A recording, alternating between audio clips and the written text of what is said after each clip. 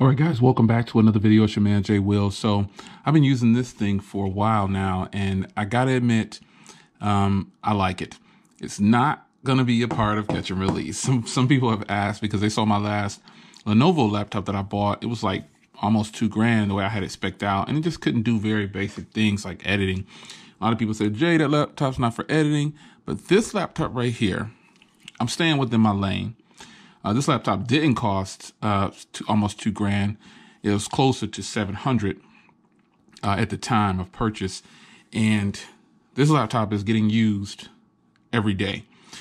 This has become my favorite laptop. Now, I normally will be using a MacBook Pro, but I've learned to capitalize on what I have, and this laptop is doing just enough to keep me entertained. For one, it's a convertible, and it's definitely something to be reckoned with when you want to do what I want to do, which is take it for traveling and things like that.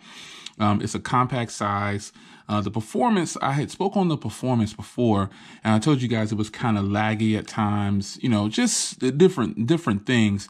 But I've learned to capitalize on this the best way that I can. And the best way that I could do that is to use it for what I'm actually going to use it for. So I've decided to use this for what I planned on using it for, which is media consumption and editing, or, you know, typing for the website. So smartphoneconversations.com. If you haven't been there, go ahead and check that out. But that is what I need this for. And that is what I plan on sticking with it for. It's not something that I'm going to use for heavy editing, even though I probably could use this for editing. The keyboard is just awesome. To be honest, I've been using this keyboard, and this keyboard, if you have a MacBook Pro, or if you're coming from a MacBook Pro, you probably would fall in love with this keyboard. If you come from one of the new ones, like I had the 16 and the 17. I skipped the 18 and I got something like this instead, because I do have a 5K iMac for serious editing. But I decided to skip the MacBook Pro after I sold it. I was going to go from the 16 to the 17 to the 18, because I went from the 15 to the 16 to the 17. And then I said, you know, the 18 might do me some justice, but that keyboard I just do not like. I don't like the keyboard on the new Macs. So I regret getting rid of the 15 MacBook Pro. It had all the ports. It had a much better keyboard for travel and feedback and just doing basic typing. And that is where this keyboard is. This keyboard is even better than the MacBook Pro 15's keyboard. And if I tilt it up here, I'll show you the keyboard itself. You can see the keyboard has a nice layout to it. It's got a full-size shift key over here, which is something that the other Lenovo that I purchased did not have. It didn't have a full-size shift key. It had a little small shift key the size of this, and I would always hit that key. And you see it's got a huge shift key over here, a huge shift key over here. It's really, really good. Big enter key, big backspace key, big caps key. The tab key is big enough.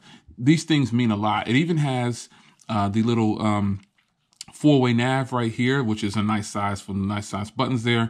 The fingerprint login is actually really great. The stereo speakers have proven to be really, really solid. I really like that it's a backlit keyboard too. That's important. Little small things like that mean a lot. And it's also a touchscreen because it is a convertible. Now, again, I've been using this predominantly for typing.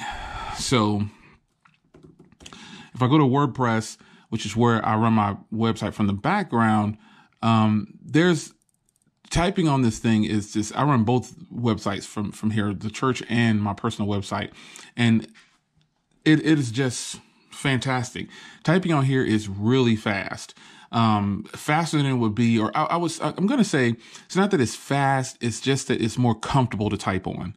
You know, when I was younger, I used to type like 68 words a minute. Now I'm probably down to like 38. I don't do as much typing. But the Lenovo, this Lenovo laptop, this convertible, is really, really nice. It's just this keyboard is super, super comfortable to type on. The travel and feedback is really good. See, I don't type that well. It's solid. There's not a lot of sound coming from it either. It's really solid, man. You can hear just a little bit of clickiness. I really, really, really, really like this keyboard. I type much better on here than I did with the MacBook Pro, the 16 and the 17. Now the 15's keyboard was really good, but like I said, this one is a lot better. Functionality and things like that. So I talked about gaming in the last video review that I did of this laptop, and you know, a lot of you guys said this isn't a gaming machine. If you want a gaming machine, you need to buy this. And I'm thinking I could use my laptop for whatever I want to use it for. That's what I'm thinking for the people that think that you have to follow all these certain rules when you're buying something. If something can do it and it doesn't do it well, that doesn't mean that you can't do it on there. I found that basic games like this is where I'm going to be with this laptop. And I've spoke of this before.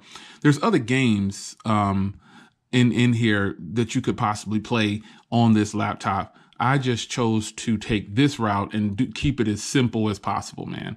And that's just the way I'm going to do it. If I even play games on here at all, man, I don't think I would even play games on here. But if I did, if I was sitting in the airport, it would be something as simple as this. You know, that's just what it is. Yeah.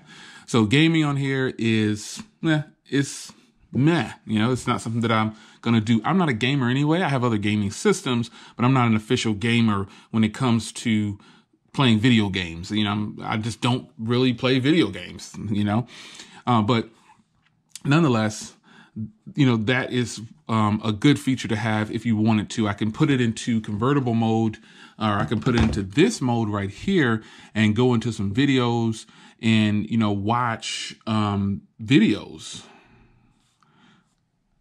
I purchased a lot. So I've got tons of videos here. I've got some videos here. I don't want to play them. You can see the titles for yourself. But, you know, watching content on here is probably going to be fantastic, man. You know, this movie right here is pretty crazy, man. I really like this movie, Venom. But as you can see, this 1080p display does very well. It's a great screen for watching media consumption. And, you know, this is where it's going to be when it comes to, you know, if I'm on the plane or something like that. You know, this is what it's going to be. This is the kind of footage I could expect, you know.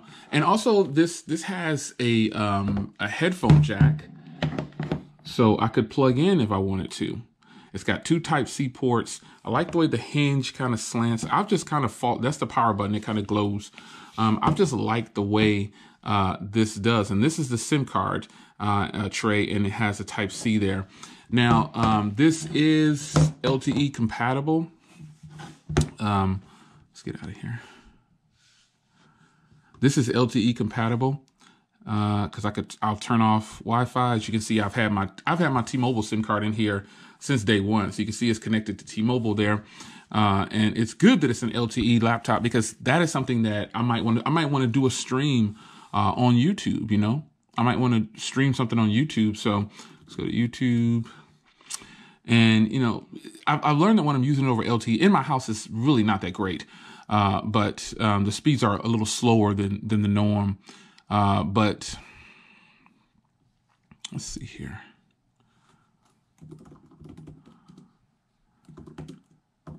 Nope, 9. This is J.L. Williams.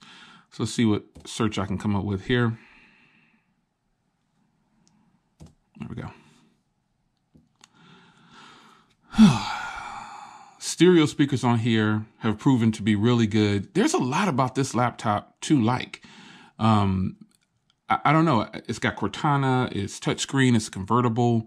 You know, it renders up to, it scales up to 4K, you know, in the Chrome browser. But, you know, this is a 1080p display, so you can't expect it to, you know, be fantastic when it comes to the streaming. Like it scaled it down over LTE. This probably went down to about 360. I went down to 480 because 480 is technically where you know, you could watch over comfortably over LTE and not have a lot of buffering. And when I want to watch something over LTE, I normally do put it in 480p if I'm out and about on the highway or something like that, or I'm in a car and somebody's driving. I'll put it at 480p just to kind of make sure I can watch all the content. But this is what I will be looking at if I was going to stream over LTE with this laptop. Battery life is something that I want to talk about too. My other touchscreen laptop, I hardly ever touch the screen. And that's another thing about the touchscreen. This touchscreen is wobbly. You see how wobbly that is? So if I apply I'm not even pressing really hard, but that's something that you should consider. If you're thinking about picking up this laptop too. It has all the great features and everything, but it is a little wobbly on it's a little wobbly up top, so you need to be mindful of that. But battery life on this thing has actually been pretty decent, man. So at 100%, it kind of said that I had 12 hours, but I'm actually getting more than that. Like right now it says 95% and I got 7 hours and 16 minutes left. I'm getting much more battery than that because I'm not using it all the way through on that full 7 hours. So the standby time has proven to be really, really, really, really good. And so the life on the battery is more like over a day or so. It's much more than that. But as far as getting a screen on time, I think the most I've gotten maybe 12 to 14 of actual screen on usage. And then the longest I've gone, obviously I've used this over a span of a week or more, using it like 2 to 3 hours a day. And it just has really good battery life because it has that Snapdragon processor in there. That's going to give it everything that it needs to make it a solid laptop. So I think I owed you guys a follow-up video on this because there's some people that are looking for a Chromebook. And some people are spending a lot of money on a Chromebook, upwards in range of $400 to $500, which is a little bit more. You can get an actual full-blown computer. Now, this has 8 gigs of RAM and 128 gigs of storage. It does have a front-facing camera. I've showed you that already. It's decent. It's nothing. You can do some basic web chats and things like that, and you'll be fine with it. But this is the Lenovo laptop that I'm using right now, and it is absolutely, it's one of the first laptops that have a Snapdragon processor inside, and it's something to be desired by a lot of people. So I want to give you guys a follow-up video. It's your man, Jay Will. I hope you guys enjoyed, and I'll see you in the next video. Take care.